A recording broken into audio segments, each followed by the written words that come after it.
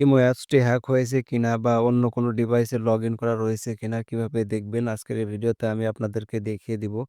১ম এ আপনারা চলে যাবেন ইমো অ্যাপসে।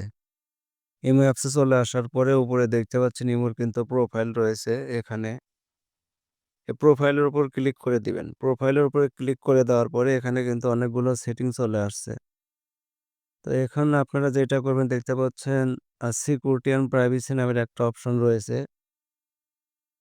এই সিকিউরিটি অ্যান্ড প্রাইভেসি এটাতে ক্লিক করে দিবেন।